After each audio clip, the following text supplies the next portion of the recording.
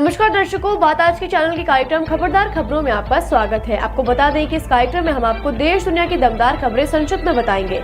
तो लीजिए आज की खबरदार खबरें।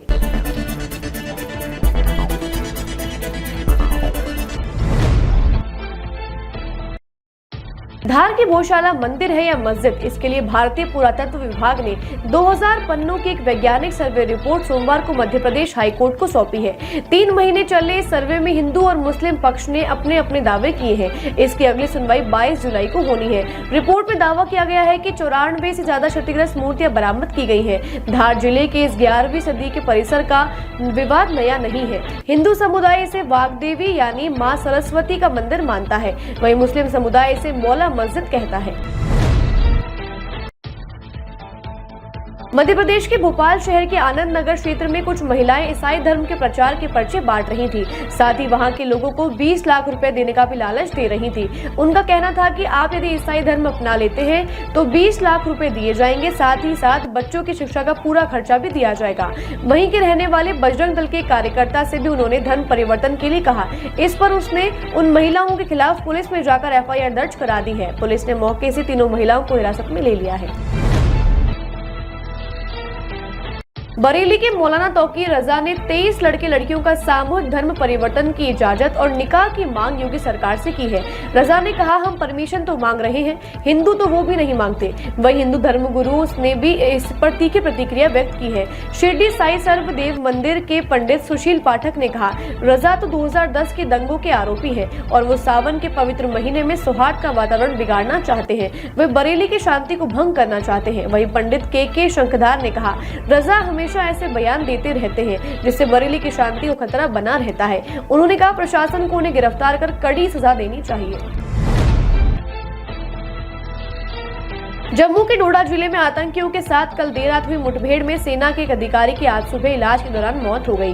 वहीं आतंकियों की गोलाबारी में सेना के 4 अन्य जवान भी घायल हो गए। यह मुठभेड़ तब हुई जब राष्ट्रीय राइफल्स और जम्मू पुलिस के विशेष अभियान समूह SOG के जवानों ने डोडा शहर में 25 किलोमीटर दूर देसा वन क्षेत्र में सर्च ऑपरेशन चलाया जा रहा था। तब कुछ आतंकी गोलियां चलाते हुए वहां से भागने लगे।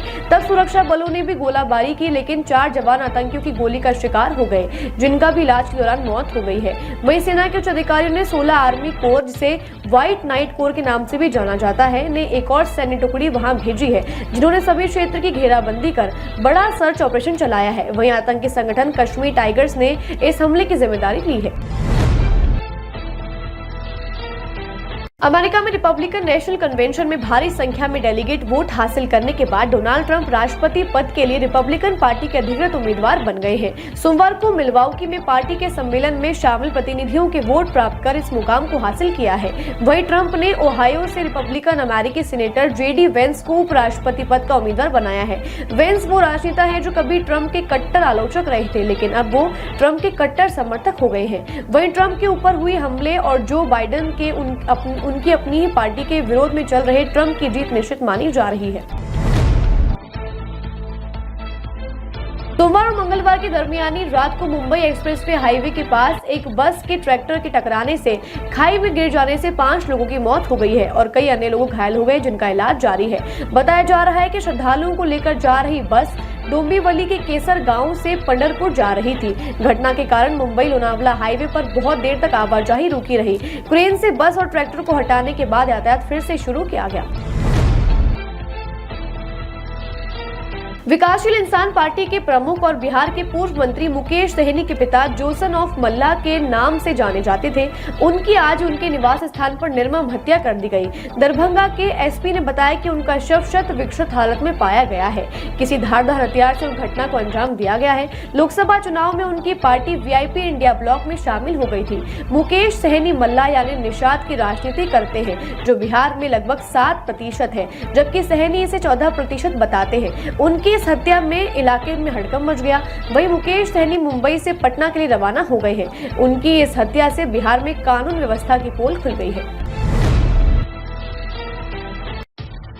पाकिस्तान सरकार ने सोमवार को पूर्व पीएम इमरान खान की पार्टी पीटीआई को बैन करने का ऐलान किया है।